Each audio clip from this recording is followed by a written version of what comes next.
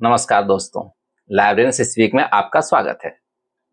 आज आपके सामने प्रस्तुत है artificial intelligence and library services, कृत्रिम बुद्धिमत्ता और पुस्तकालय सेवाएं। इससे संबंधित ढेर सारे प्रश्न आपके सामने प्रस्तुत हैं। तो चलिए शुरू करते हैं प्रश्नों का ये सेट।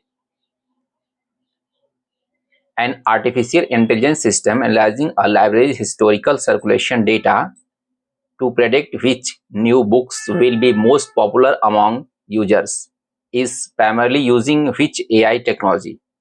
पुस्तकालय के ऐतिहासिक परिसंचरण डेटा का विश्लेषण करते हुए आर्टिफिशियल इंटेलिजेंस प्रणाली यह अनुमान लगाने के लिए कि कौन सी नई किताब उपयोगकर्ताओं के बीच सबसे लोकप्रिय होगी, वह मुख्य रूप से किस AI तकनीक का उपयोग कर रही है। यहाँ पर AI टेक्निक एक है जो यह पता लगा रही है कि कौन सी किताब यूजर्स के बीच लोकप्रिय हो जाएगी। तो उस टेक्नोलॉजी का क्या नाम है? ऑप्शन है नेचुरल लैंग्वेज जनरेशन, प्राकृतिक भाषा उत्पाद। Option B robotics. Option C machine learning for predictive analytics. Option D computer vision. Option E none of the above. तो इसका करेक्ट आंसर है machine learning for predictive analytics. इसमें पुराने circulation data का use करके एआई पता लगा सकती है कि कौन सी बुक यूजर्स ज्यादा प्रेफर कर रहे हैं। तो यह टेक्नोलॉजी है मशीन लर्निंग।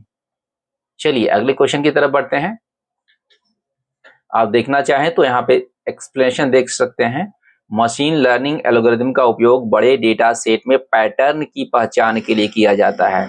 पैटर्न की पहचान, एआई जो है पैटर्न की पहचान करेगी और उसका पता करेगी कौन सी टेक्नोलॉजी, कौन सा बुक जो है यूजर्स के बीच लोकप्रिय होगी। तो यहाँ मशीन लर्निंग एल्गोरिदम का यूज हो रहा है। चलिए अगले क्वेश्चन की तरफ है। Question number 2, in a library context, using an AI powered chatbot on the website to answer basic directional and reference questions 24/7 is a direct application of। पुस्तकालय के संदर्भ में वेबसाइट पर 24/7 मीन्स 24 घंटे उपलब्ध 7 दिन बुनियादी दिशात्मक और संदर्भ प्रश्नों का उत्तर देने के लिए एआई संचालित चैट बोट का उपयोग करना किसका प्रत्यक्ष अनुप्रयोग है? अगर आप लाइब्रेरीज में एआई चैट बोट का यूज कर रहे हैं 24/7 रेफरेंस का आंसर देने के लिए, तो चलिए ऑप्शन क्या है? Automated storage and retrieval system, स्वचालित भंडारण प्रणाली, भंडारण और पुनर्प्राप्ति प्रणाली। Option B natural language processing, NLP, प्राकृतिक भाषा प्रसंस्करण। तीसरा है ब्लॉकचेनिंग टेक्नोलॉजी, ब्लॉकचेन तकनीक। चौथा है ऑगमेंटेड रियलिटी, एआर, संवर्धित वास्तविकता। और ई है नॉन ऑफ द अबव। तो यहाँ आप देखिए कि 24/7 एआई चैटबॉट का उपयोग किया जा रहा है।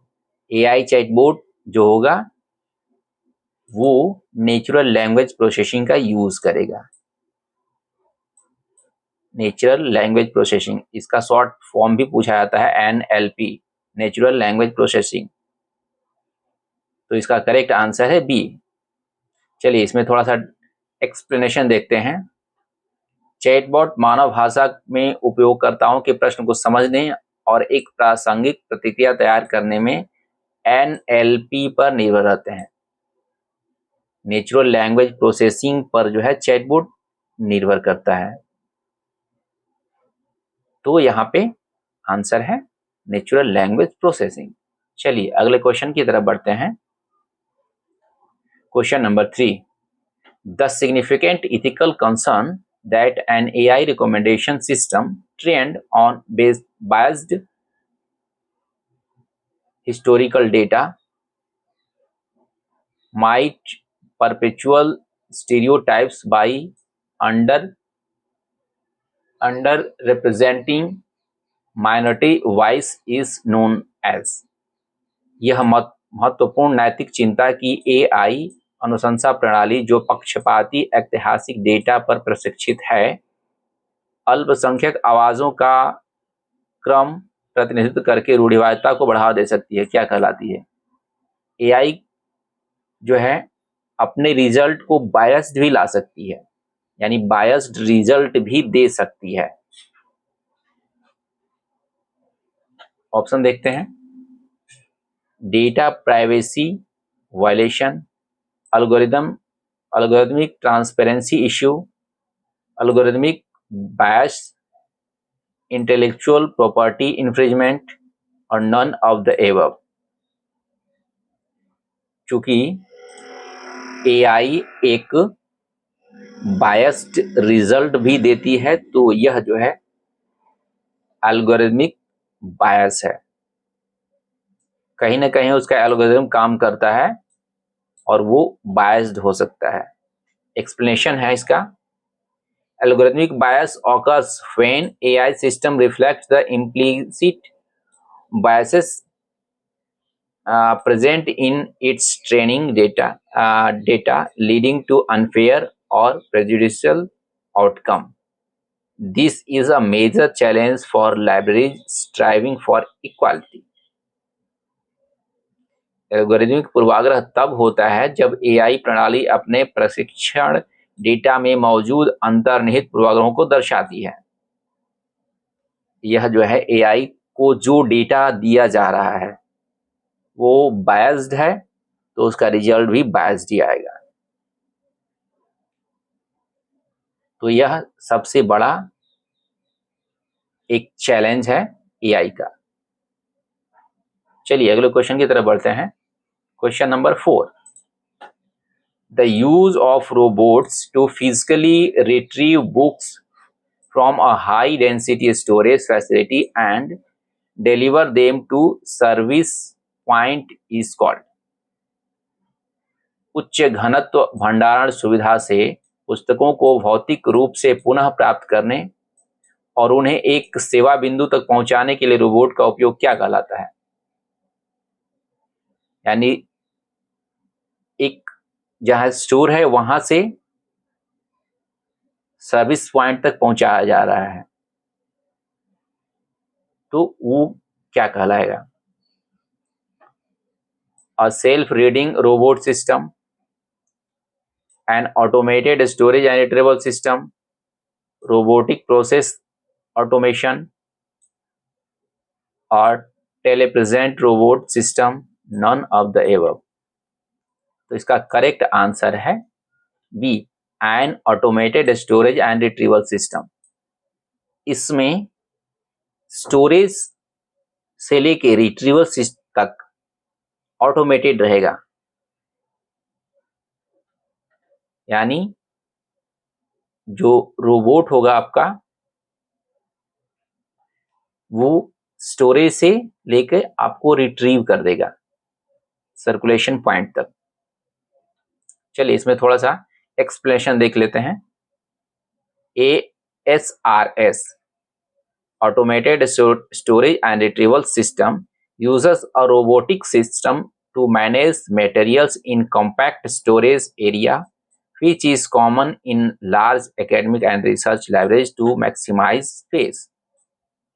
और automated storage and retrieval system का यूज वहां होता है जहां पे लार्ज लाइब्रेरीज हैं, लार्ज एकेडमिक और रिसर्च लाइब्रेरीज हैं और वहां पे स्पेस को मैक्सिमाइज करने के लिए कॉम्पैक्ट स्टोरेज का यूज किया जा रहा है। चलिए अगले क्वेश्चन की तरफ बढ़ते हैं। Question number 5। A major concern with using generative AI like large language models for answering reference queries in libraries is their tendency to। पुस्तकालयों में संदर्भ प्रश्नों का उत्तर देने के लिए लार्ज लैंग्वेज मॉडल्स जैसे जनरेटिव AI का उपयोग करने में एक प्रमुख चिंता उनकी किस प्रवृत्ति को लेकर है? लार्ज लैंग्वेज मॉडल का यूज किया जा रहा है। तो समस्या क्या है? ऑप्शन ए है B too slow to respond, प्रतिक्रिया देने में बहुत धीमा होना। B required excessive computing power, अत्यधिक कंप्यूटिंग शक्ति की आवश्यकता होना। ऑप्शन सी हेलुसिनेट और generate plausible but factually incorrect information, मतिभ्रम करना या विश्वसनीय लेकिन तथ्यात्मक रूप से गलत जानकारी उत्पन्न करना। देखिए यहाँ पे एआई जो है आपको हेलुसिनेट भी कर सकता है, मतिभ्रम भी कर सकता है, वो खुद भी मतिभ्रम हो सकता है। Refuse to answer complex questions, जटिल प्रश्नों का उत्तर देने से इनकार करना। नन ऑफ द एबव, उपरोक्त में से कोई नहीं। इसका करेक्ट आंसर है सी हेलुसिनेट और generate plausible but factually incorrect information. आपको इंफॉर्मेशन लगेगा कि वो सही है बट फैक्चुअली वो इनकरेक्ट होगा, एक भ्रम की अवस्था होगी, वहां पर रिजल्ट उसका हेलुसिनेट जैसा आएगा, मतिभ्रम कर देगा या खुद ही मतिभ्रम हो जाएगा एआई। तो लार्ज लैंग्वेज मॉडल का प्रॉब्लम यह है। चलिए आगे बढ़ते हैं, इसका एक्सप्लेनेशन देख लीजिए। एआई मतिभ्रम पुस्तकालयों के लिए एक महत्वपूर्ण जोखिम पैदा करता है क्योंकि सटीक और सत्यापन योग्य जानकारी प्रदान करना एक मुख्य पेशेवर मूल्य है। लाइब्रेरी में आप काम करते हैं तो आपका उत्तरदायित्व है कि आप जो है सटीक और सत्यापित जानकारी प्रदान करें। उचित सोर्स होना चाहिए और जानकारी सटीक होनी चाहिए,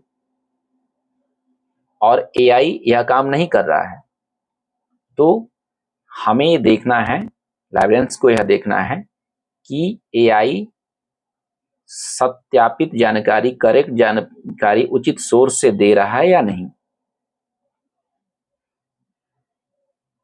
पुस्तकालय अध्यक्षों को एआई जनित प्रतिक्रियाओं की जांच के लिए तैयार रहना चाहिए। ठीक है, हमारा ये वर्क है एआई के बाद। चलिए आगे बढ़ते हैं। The application of AI to automatically assign subject headings और keywords to a digital document is known as. किसी डिजिटल दस्तावेज को स्वचालित रूप से विषय शीर्षक या कीवर्ड निर्दिष्ट करने के लिए एआई का अनुप्रयोग क्या कहलाता है? एआई के थ्रू सब्जेक्ट हेडिंग और कीवर्ड को दे रहे हैं।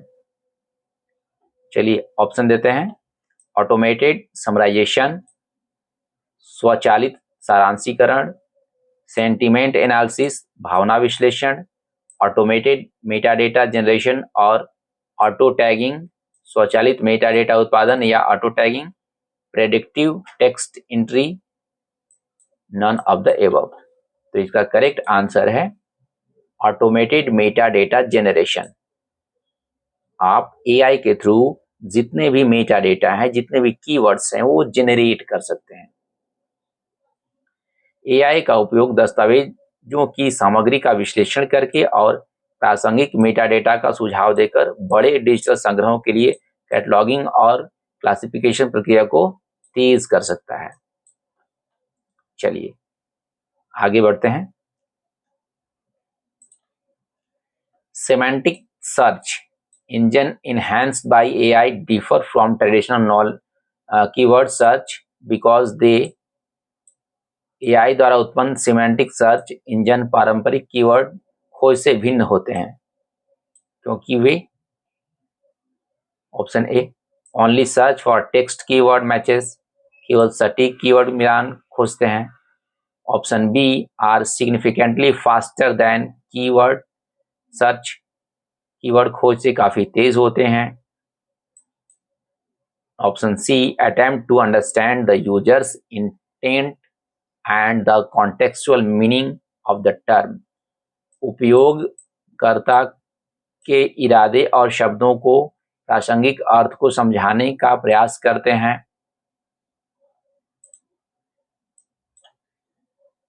और ऑप्शन डी है can only search with in libraries, print collection केवल पुस्तकालय के प्रिंट संग्रह के भीतर खोज सकते हैं, और none of the above.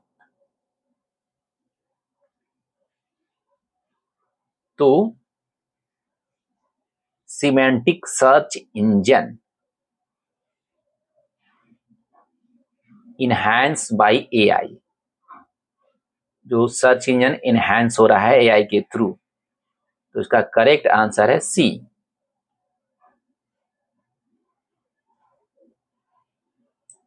Can only search within library print collection, library का प्रिंट कलेक्शन ये देखेगा, हो सकते हैं। जो पारंपरिक कीवर्ड, जो ट्रेडिशनल कीवर्ड सर्च है, वो लाइब्रेरी में प्रिंट कलेक्शन देखा जाएगा, देखेगा, लेकिन जो एआई इनहैंस सिमेंटिक सर्च है वो जितने उसके इलेक्ट्रॉनिक रिसोर्सेस हैं उसमें जाएगा और सर्च करेगा। चलिए, तो इसका एक एक्सप्लेनेशन देखिए। सिमेंटिक सर्च कीवर्ड से आगे जाने और अवधारणाओं और संबंधों और उपयोगकर्ता के इरादों को समझने के लिए एनपीएल का उपयोग करता है। ये नेचुरल लैंग्वेज प्रोसेसिंग का उपयोग करेगा सिमेंटिक सर्च थ्रू एआई। तो ये डिफरेंट है ट्रेडिशनल से। चलिए आगे बढ़ते हैं। The use of AI to analyse user feedback and review to gauge public opinion about library service is an example of. पुस्तकालय सेवाओं के बारे में जनता की राय जानने के लिए उपयोगकर्ता की प्रतिक्रिया और समीक्षाओं का विश्लेषण करने के लिए एआई का उपयोग किसका उदाहरण है? जनता यानी यूजर्स, उपयोगकर्ता की प्रतिक्रिया फीडबैक, ये जो है,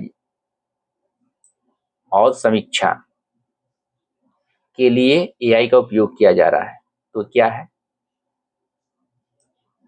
ए टेक्स्ट समराइजेशन, पाठ सारांशीकरण, बी प्रेडिक्टिव एनालिटिक्स, भविष्य कहने वाला विश्लेषण, C robotic process automation, D sentiment analysis, और E none of the above.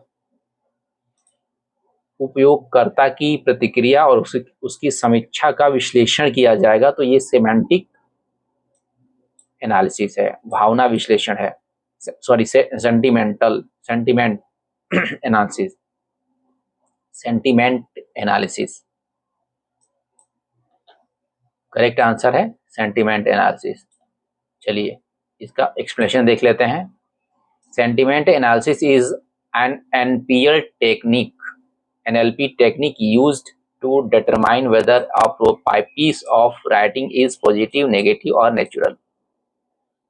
ये सेंटिमेंट एनालिसिस जो होता है NLP natural language processing technique का यूज करता है, क्या देखने के लिए? पीस ऑफ राइटिंग पॉजिटिव है, नेगेटिव है, अनन्यूट्रल है, यह देखता है। तो करेक्ट आंसर है सेंटिमेंट एनालिसिस। चलिए आगे बढ़ते हैं। क्वेश्चन नंबर 9 है, ए significant legal and ethical issue concerning the training of large AI models is। AI model के प्रशिक्षण से संबंधित एक महत्वपूर्ण कानूनी और नैतिक मुद्दा। AI का यूज कर रहे हैं तो कानूनी और नैतिक मुद्दा भी उठेगा। क्या है? The high energy consumption of data centres, data केंद्रों की उच्च ऊर्जा खपत। Be the use of copyrighted material for training without permission और कंपेंसेशन, अनुमति या मुआवजा के बिना प्रशिक्षण के लिए कॉपीराइट सामग्री का उपयोग। Option C the slow speed of model training, model प्रशिक्षण की धीमी गति। The lack of available open source model, उपलब्ध ओपन सोर्स मॉडल की कमी, और नन ऑफ द एबव। तो जहां पे लीगल और इथिकल इश्यूज आएंगे, कैसे आएंगे ये issue? The use of copyrighted material for training without permission, आप बिना परमिशन के किसी के मटेरियल का यूज कीजिएगा तो वहां इथिकल और लीगल प्रॉब्लम्स आएंगी। तो करेक्ट आंसर है बी। यही मुद्दे हैं। इसका एक्सप्लेनेशन देख लीजिए। Many AI models are trained on vast amount of text and image scraped from the internet which often includes copyrighted works।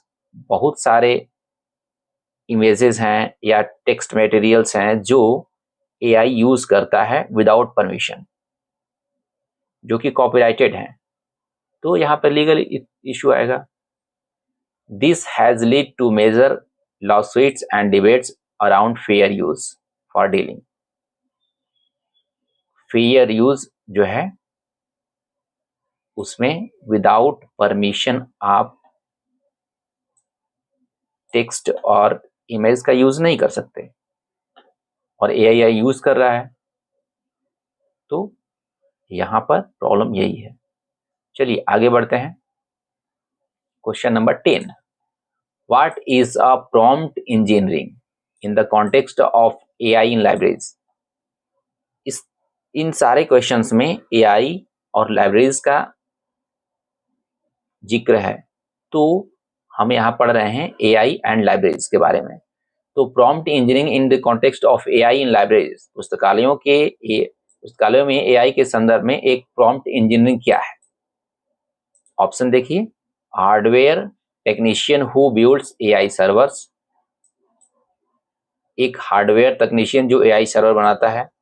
B, a librarian और staff member skilled in crafting और effective queries prompts to get the best result from generative AI models, एक librarian या staff सदस्य जो generative AI model से सर्वोत्तम परिणाम प्राप्त करने के लिए प्रभावी प्रश्न या प्रॉम्प्ट तैयार करने में कुशल है। Option C, a software developer who codes the AI model itself, software developer जो AI मॉडल को ही कोड करता है। और ऑप्शन डी है, a person who maintains the library robotics system, एक व्यक्ति जो पुस्तकालय की रोबोटिक प्रणालियों का रखरखाव करता है। और option E, none of the above. तो यहाँ प्रॉम्प्ट इंजीनियरिंग, आप AI को प्रॉम्प्ट जितना ही कमांड अच्छे तरीके से दीजिएगा वो रिजल्ट उतना ही अच्छे तरीके से लाएगा। तो करेक्ट आंसर है बी, एक लाइब्रेरियन या स्टाफ जो जनरेटिव AI मॉडल से सर्वोत्तम परिणाम प्राप्त करने के लिए प्रभावी प्रॉम्प्ट तैयार करने में कुशल है। तो हमें इस बात पर फोकस करना है। चलिए आगे देखते हैं।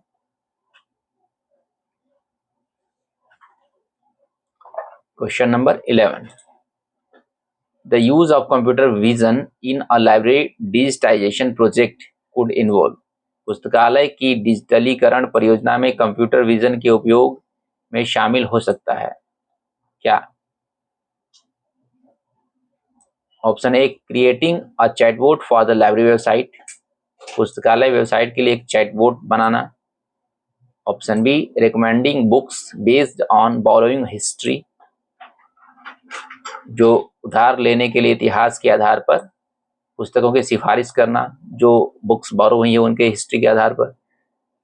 Advance option character recognition, optical character recognition OCR, and identifying objects और पीपल इन हिस्टोरिकल फोटोग्राफ्स, उन्नत ऑप्टिकल कैरेक्टर रिकॉग्निशन होना चाहिए और ऐतिहासिक पिक्चर्स इमेजेस होने चाहिए। Predicting which shelves will be most used, अनुमान लगाना कि कौन सी अलमारियों का सबसे अधिक उपयोग किया जाए। और none of the above.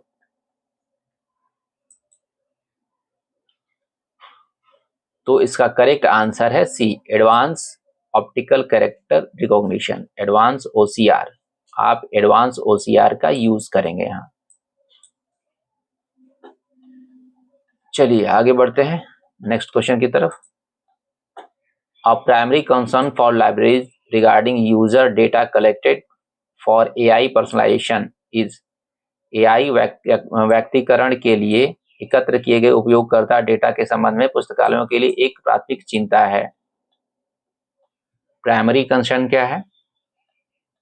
Data storage cost, B user privacy, उपयोगकर्ता की गोपनीयता, C network bandwidth, D software licence fee और E none of the above.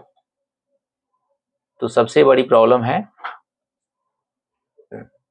User privacy, उपयोगकर्ता की गोपनीयता। जहां भी आप एआई का यूज करेंगे वहां यूजर प्राइवेसी एक महत्वपूर्ण कंसर्न है। तो जितने भी लाइब्रेरी में यूजर्स हैं उनके डेटा को कलेक्ट करना और उसकी प्राइवेसी को बनाए रखना महत्वपूर्ण पार्ट है।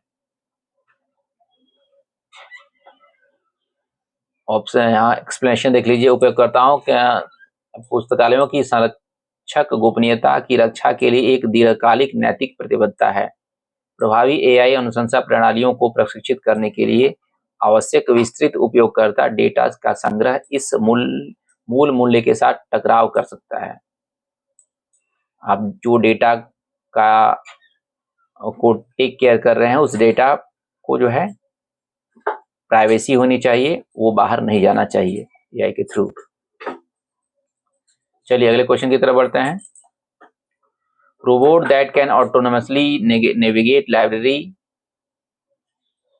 aisles and scan RFID tags or barcodes to perform inventory checks are known as। Robot जो स्वायत्त रूप से पुस्तकालय के गलियारों में नेविगेट कर सकते हैं और इन्वेंट्री करने के लिए RFID टैग या बारकोड स्कैन कर सकते हैं, उन्हें क्या कहा जाता है?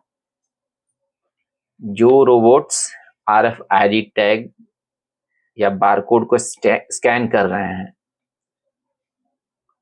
ऑप्शन है circulation robots, option B security robots, option C shelf reading robots, option D welcoming robots, option E none of the above.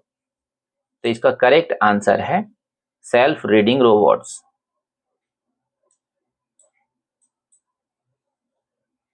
Self reading एक समय लेने वाला मैनुअल कार्य है। सेल्फ रीडिंग आप सेल्फ पे जो बुक्स हैं वो एक मैनुअली काम पहले किया जाता है, लेकिन रोबोट के आने से सेल्फ रीडिंग रोबोट जो है सेल्फ की रीडिंग कर सकता है। वो रोबोट बुक्स की पहचान कर सकता है, क्यूआर कोड स्कैन कर सकता है, RFID देख सकता है, उसको टैग को RFID टैग का यूज कर सकता है और बता सकता है कि कौन सी बुक कहाँ रखी हुई है। तो उसको बोलते हैं सेल्फ रीडिंग रोबोट। चलिए आगे बढ़ते हैं। Question number 14, what is the black box? आपने ब्लैक बॉक्स का नाम बहुत सुना होगा। ये ज्यादातर विमानों में यूज होता है, एरोप्लेन्स में यूज होता है। तो what is the black box problem in the context of some complex AI models? लेकिन यहाँ भी एआई मॉडल में देखिए ब्लैक बॉक्स प्रॉब्लम क्या है। कुछ जटिल एआई मॉडल के संदर्भ में ब्लैक बॉक्स क्या समस्या है? यहाँ पे ये प्रॉब्लम के रूप में है, ब्लैक बॉक्स समस्या है। यहाँ का ब्लैक बॉक्स एरोप्लेन के ब्लैक बॉक्स से अलग है। एआई मॉडल का ये प्रॉब्लम है। चलिए देखते हैं कौन सी प्रॉब्लम है। Option A, the physical server containing the AI is sealed back box, black box. AI युक्त भौतिक सर्वर पर एक सील बंद ब्लैक बॉक्स है। Option B, it is difficult और impossible to understand how the AI arrived at a specific decision और recommendation. यह समझना मुश्किल या असंभव है कि एआई किसी विशिष्ट निर्णय या सिफारिश पर कैसे पहुंचता। Option C, the AI only work in dark environment. AI केवल अंधेरे वातावरण में काम करता है।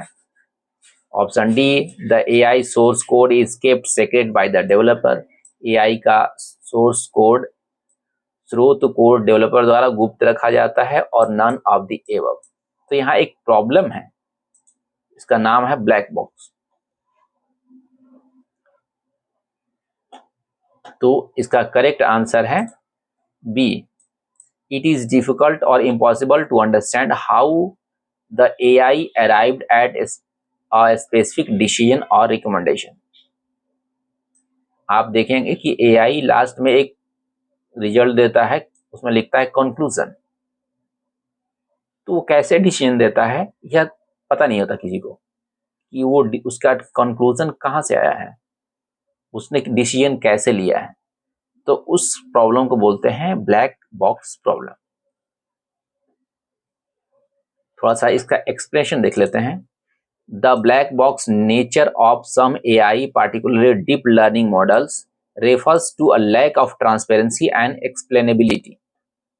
देखिए, एक्सप्लेन नहीं कर सकता और ट्रांसपेरेंट नहीं होगा, वो उसका प्रॉब्लम है। सबका नहीं, कुछ AI का ही प्रॉब्लम है। This is a problem for libraries when they can not justify why a certain book was recommended और a certain resource was ranked higher. AI आपको यह बताएगा नहीं कि कोई बुक जो है उसका रैंक हायर है तो क्यों है। तो यहाँ पे इसका प्रॉब्लम है, यही ब्लैक बॉक्स प्रॉब्लम है। चलिए आगे बढ़ते हैं। Question number 15, AI driven text and data mining services in a research library primarily support. एक शोध पुस्तकालय में AI संचालित टेक्स्ट एवं डेटा माइनिंग सेवाएं मुख्य रूप से किसका समर्थन करती हैं? Option A, undergraduate reference queries. Option B, interlibrary loan service. Option C, digital humanities and computational social science research.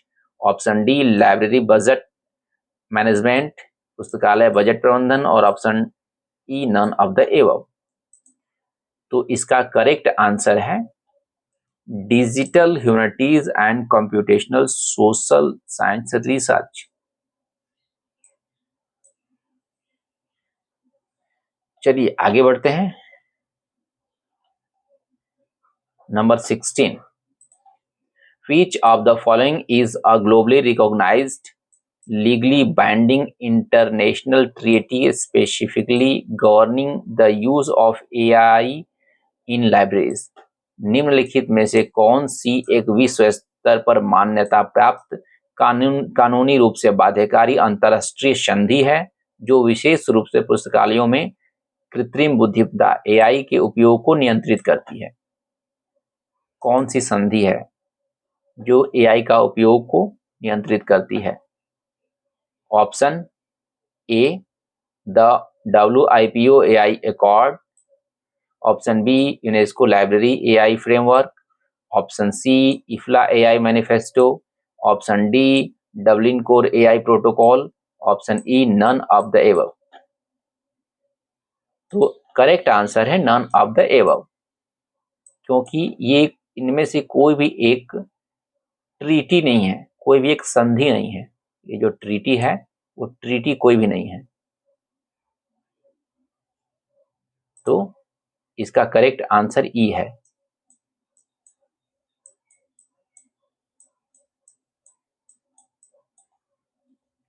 ये चारों नहीं है, कोई भी ट्रीटी इसमें से नहीं है। चलिए आगे देखते हैं इसका एक्सप्लेनेशन है, as of July 2025 there is no single legacy binding international treaty specifically for AI in libraries. Organizations like IFLA and UNESCO have issued guidelines and manifestos, but these are not legal treaties. IFLA या UNESCO ने जो भी दिया है ये guidelines हैं। UNESCO library AI framework या IFLA AI manifesto, ये सारे गाइडलाइंस हैं जो कि दिए गए हैं, इसमें से ट्रीटी नहीं है, संधि कोई नहीं है, इसलिए यह कोई बाध्यकारी चीज नहीं है। चलिए आगे बढ़ते हैं। Question number 17, the argument that AI will not replace libraries but will instead handle routine tasks allowing librarians to focus on higher value activities like research support and digital literacy instruction is known as। देखिए, library के अंदर AI क्या करेगी? Routine task को handle करेगी। तो आपको क्या करना है? रिसर्च सपोर्ट और डिजिटल लिटरेसी इंस्ट्रक्शन पर फोकस करना है। तो यह क्या कहलाता है? यह तर्क कि एआई पुस्तकालयों की जगह नहीं लेगा बल्कि नियमित कार्यों को संभालेगा, जिससे पुस्तकालयाध्यक्षों को अनुसंधान सहायता और डिजिटल साक्षरता निर्देश जैसी उच्च मूल्य वाली गतिविधियों पर ध्यान केंद्रित करने की अनुमति मिलेगी। यह क्या कहलाता है? ऑप्शन ए सब्स्टिट्यूशनल आर्गुमेंट, प्रतिस्थापन तर्क। ऑप्शन बी ऑगमेंटेशन आर्गुमेंट, संवर्धन तर्क। ऑप्शन डी ऑब्सोलिशंस थ्योरी, अप्रचलन सिद्धांत। ऑप्शन डी ऑटोमेशन पैराडॉक्स, स्वचालित विरोधाभास। और option E none of the above. तो इसका करेक्ट आंसर है ऑगमेंटेशन आर्गुमेंट, संवर्धन तर्क।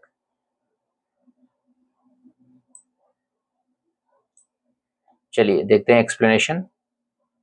The augmentation view suggests that AI should be seen as a tool, enhance and augment the capabilities of human professionals rather than a technology that will simply replace them। कह रहा है कि ये replace नहीं करेगा human को, उसको enhance करेगा। तो इसका करेक्ट आंसर ऑगमेंटेशन आर्गुमेंट। चलिए आगे क्वेश्चन की तरफ बढ़ेंगे। What does OCR stands for in the context of library digitization and AI? AI और पुस्तकालय के संदर्भ में OCR का क्या अर्थ है? Option A online copyright registration. Option B optical character recognition. Option C open context repository. Option D optimised computer response. Option E none of the above. इसका करेक्ट आंसर है ऑप्टिकल कैरेक्टर रिकॉग्निशन, चाहे AI हो या ना हो, ये इसका full form ही है ऑप्टिकल कैरेक्टर रिकॉग्निशन। वहां पर एआई यूज होगा तो वो और भी बेहतर तरीके से काम करेगा।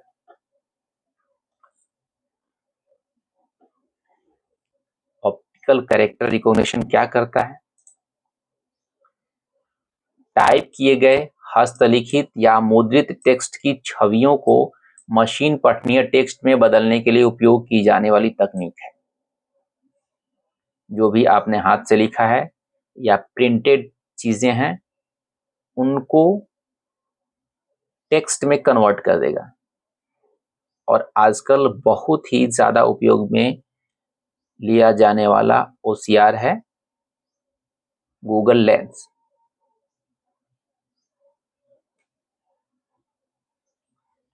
चलिए आगे बढ़ते हैं। Question number 19।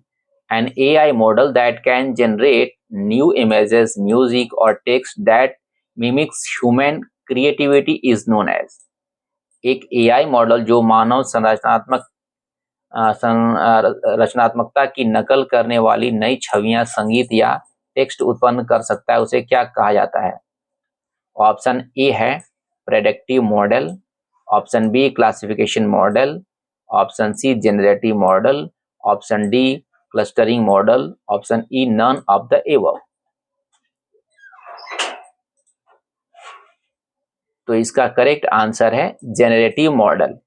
आपको जनरेट करेगा, इमेज जनरेट करेगा, म्यूजिक जनरेट करेगा, मिमिक्री करेगा, तो इसको जनरेटिव मॉडल है। करेक्ट आंसर है generative model.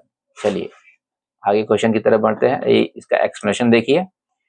Generative AI such as large language models, example chat GPT or image generations like DALL-E focus on creating new content rather than just analyzing existing data. Generative AI जैसे कि large language model, chat GT श्रृंखला, image generator, Dolly केवल मौजूदा data विश्लेषण करने के बजाय नई सामग्री बनाने पर ध्यान केंद्रित करता है। ये सारे जनरेट करता है न्यू चीजें। और जनरेट कैसे करता है? जनरेट करता है कहीं से उठा लेगा कॉपीराइटेड मटेरियल और आपको बहुत सारे मिला के आपस में जनरेट करके दिखा देगा। तो जनरेटिव एआई मॉडल है। क्वेश्चन नंबर 20 है, A library uses AI to analyze patterns of resource uses and building entry data to optimize opening hours and staff schedules. This is an example of एक पुस्तकालय खुलने के समय और कर्मचारियों की समय सारणी को अनुकूलित करने के लिए संसाधन उपयोग और भवन प्रेस डेटा के पैटर्न का विश्लेषण करने के लिए एआई का उपयोग करता है। यह किस का एक अनुप्रयोग है? जब आप लाइब्रेरी में जाते हैं या किसी संस्था में जाते हैं, वहाँ एंट्री करते हैं, तो आप या तो बायोमेट्रिक का यूज़ करते हैं या फिर रजिस्टर में साइन करते हैं। अगर ये डिजिटल फॉर्म में जनरेट हो गया तो एआई उसके आपके पैटर्न का यूज़ करेगा कि आपने कितने बार किस किस समय पे ऑफिस पहुंचे, कब एग्जिट हुए, तो यह किसका उपयोग है? ऑप्शन है नेचुरल लैंग्वेज प्रोसेसिंग, प्राकृतिक भाषा प्रसंस्करण। Option B data driven decision making using predictive analytics, भविष्य कहने वाला विश्लेषण का उपयोग करके डेटा संचालित निर्णय लेना। ऑप्शन सी ऑटोमेटेड कैटलॉगिंग, स्वचालित कैटलॉगिंग, डिजिटल प्रिजर्वेशन और नन ऑफ द एबव। तो यह जो है डेटा ड्राइवन डिसीजन मेकिंग है। आपके आने जाने का डेटा एआई एनालिसिस करेगा, आपके पैटर्न का पता करेगा और यह बताएगा कि आप किस टाइम में आए, किस टाइम में गए, आपके ऑफिस में प्रेजेंट रहने का एवरेज टाइम कितना है। तो यह एआई का उपयोग है, डेटा ड्राइवन डिसीजन मेकिंग। चलिए आगे बढ़ते हैं। क्वेश्चन नंबर 21, और digital twin in a library context created with AI and IoT sensors, Internet of Things sensors would be। पुस्तकालयों के संदर्भ में एआई और इंटरनेट ऑफ थिंग्स सेंसर के साथ बनाए गए एक डिजिटल ट्विन का क्या होगा? डिजिटल ट्विन कहाँ बन रहा है ये देखना है। Option a backup copy of the libraries digital catalogue, पुस्तकालय के डिजिटल कैटलॉग की एक बैकअप प्रति। A virtual reality simulation of the physical library space for remote tours, दूरस्थ दौरों के लिए भौतिक पुस्तकालय स्थान का एक आभासी वास्तविकता simulation. A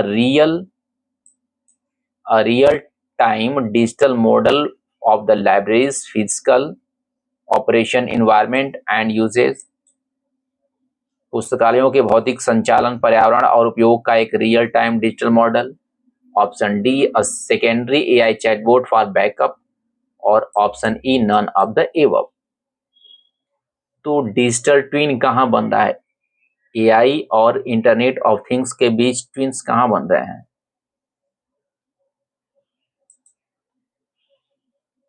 real time digital model of the library physical operations environment and uses. तो करेक्ट आंसर है सी। चलिए आगे बढ़ते हैं। The concept of explainable AI XAI is crucial for libraries because it is addressed the problem of व्याख्यात्मक AI XAI की अवधारणा पुस्तकालयों के लिए महत्वपूर्ण है क्योंकि यह किस समस्या का समाधान करती है? एक्सप्लेनेबल एआई किस समस्या का समाधान कर रही है? Option A algorithmic bias, option B the black box nature of some AI models, option C data privacy और option D copyright, option E none of the above. तो करेक्ट आंसर है B black box nature of some AI models. XAI जो है explainable AI black box की problem का समाधान करेगी। चलिए एक्सप्लेनेशन देखिए। XAI aims to create AI system whose decision can be understood and traced by humans। XAI का उद्देश्य ऐसी AI प्रणाली बनाना जिसके निर्णयों को मनुष्य द्वारा समझा और पता लगाया जा सके। यह जवाबदेही और विश्वास के लिए महत्वपूर्ण है, जिससे एक लाइब्रेरियन उपयोगकर्ता को समझ सके और कोई विशेष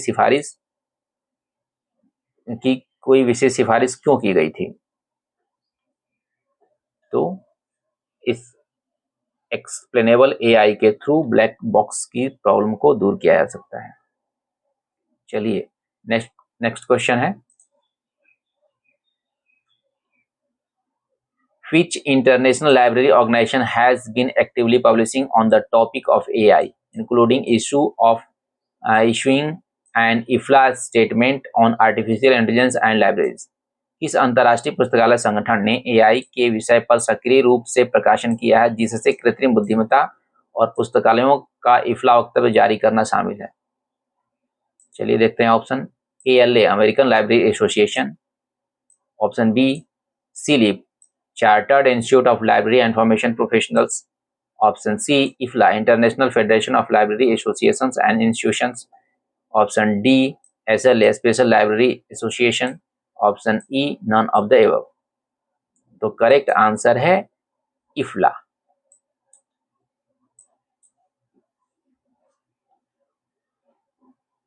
चलिए नेक्स्ट क्वेश्चन की तरफ बढ़ते हैं।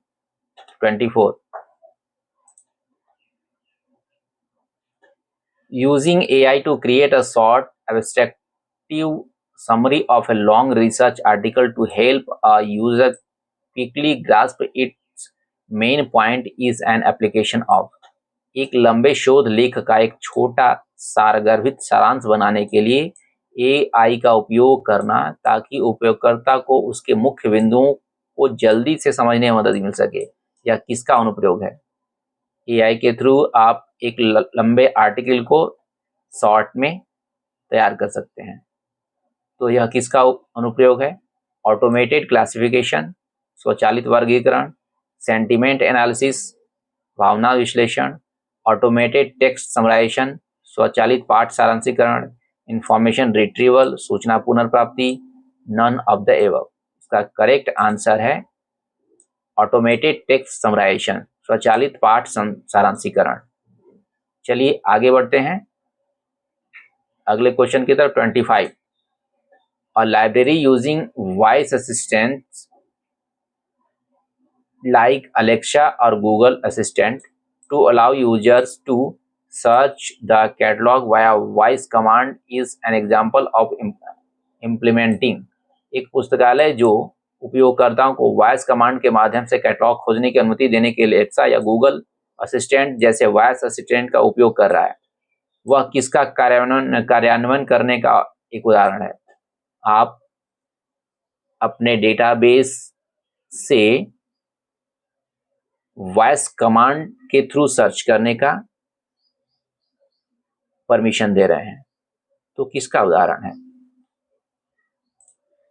Option A a conversational AI interface, option B robotic system, option C predictive AI system, option D an augmented reality system, option E none of the above. तो इसका करेक्ट आंसर है A conversational AI interface. Voice command के through आप यहां queries डालेंगे। चलिए आगे बढ़ते हैं question number 26। The term datafication datafication in relation to AI in library refers to, पुस्तकालयों में एआई के संबंध में डेटाफिकेशन शब्द का क्या अर्थ है? डेटाफिकेशन क्या है? चलिए देखते हैं। Option A, the process of digitising books, पुस्तकों को डिजिटाइज करने की प्रक्रिया।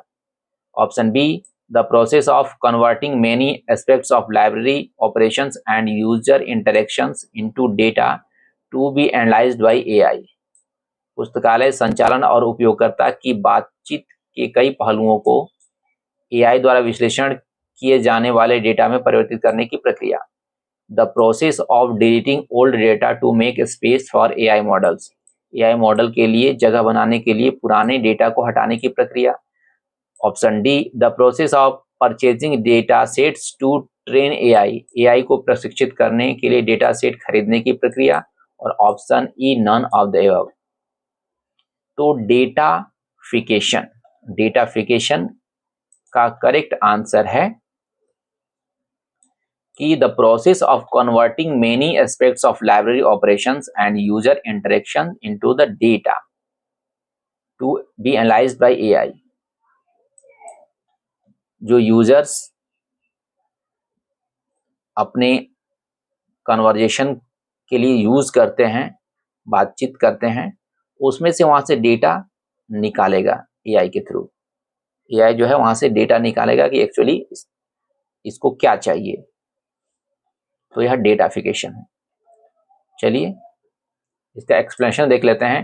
डेटाफिकेशन is the trend of rendering aspect of the world into computer readable data.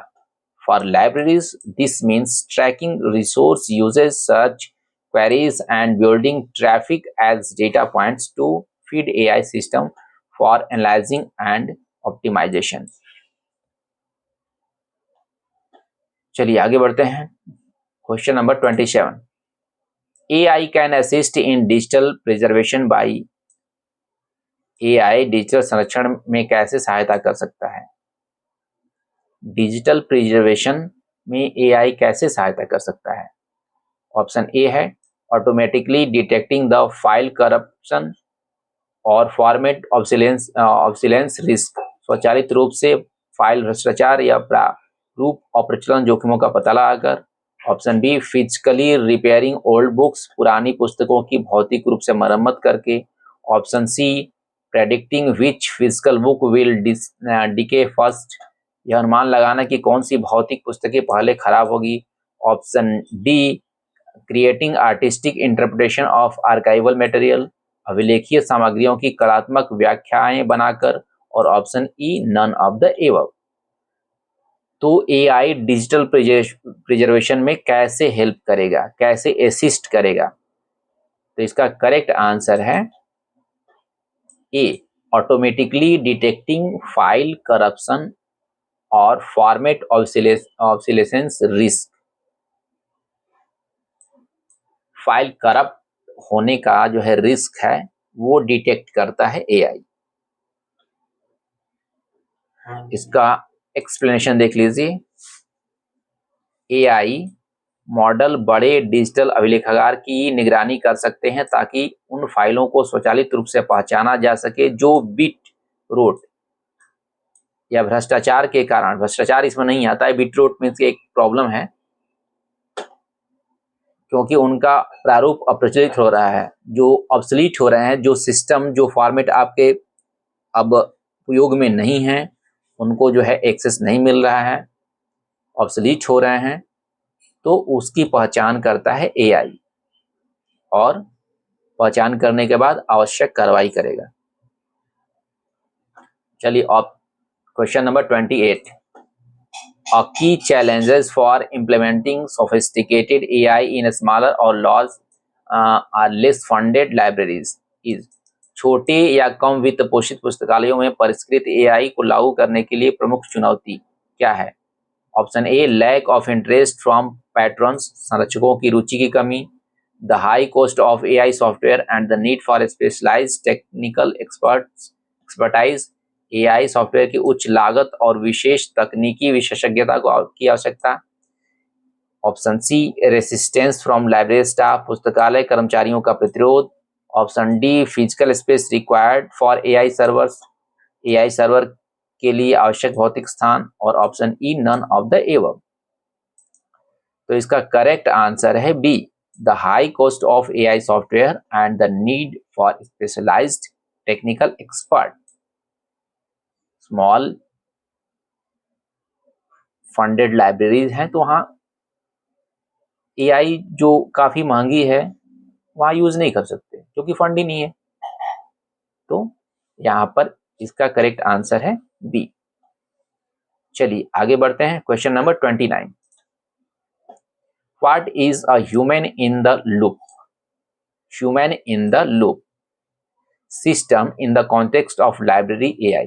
पुस्तकालय एआई के संदर्भ में ह्यूमन इन द लूप प्रणाली क्या है? देखते हैं option. A system where AI has completely replaced human staff।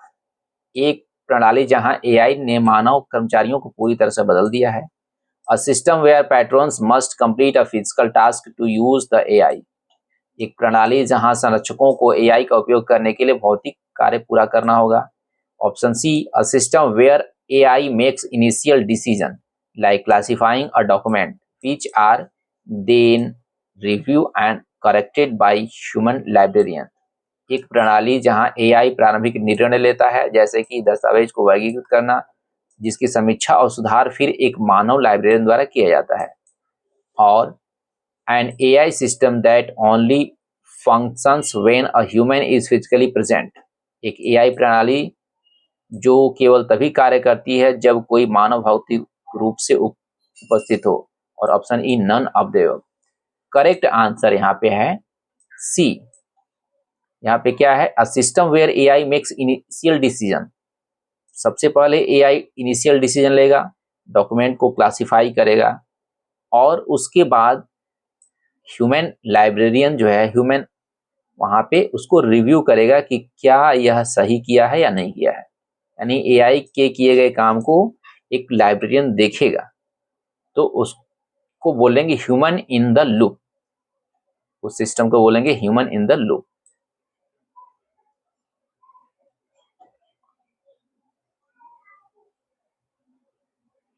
इसका एक्सप्लेनेशन देख लीजिए। This collaborative approach combines the speed and scale of AI with the critical judgment, ethical oversight and contextual understanding of human expert, leading to better and more reliable outcome। more reliable outcome आने के लिए AI के किए गए कामों को human librarians द्वारा समीक्षा किया जाना जरूरी है। चलिए लास्ट क्वेश्चन चलते हैं। The AI for GLAM, the AI for GLAM initiative refers to project focused on artificial intelligence for which group of institutions? AI for GLAM पहल उन परियोजनाओं को संदर्भित करती है जो किस समूह के संस्थानों के लिए कृत्रिम बुद्धिमत्ता पर केंद्रित है। ऑप्शन है A government legal and medical libraries, option B global language and media centres, option C general lending and academic libraries, option D galleries libraries archives and museums और option E none of the above. तो एजिया AI for GLAM का इसका correct answer है D, G AI for galleries, AI for libraries, AI for archives, AI for museum. GLAM का full form यहाँ है gallery libraries archives and museum. तो इसका करेक्ट आंसर है D, artificial intelligence for galleries libraries archives and museum. तो आज हमारा ये 30 प्रश्नों का सेट लाइब्रेरी और एआई एंड लाइब्रेरीज की सर्विसेज से रिलेटेड है।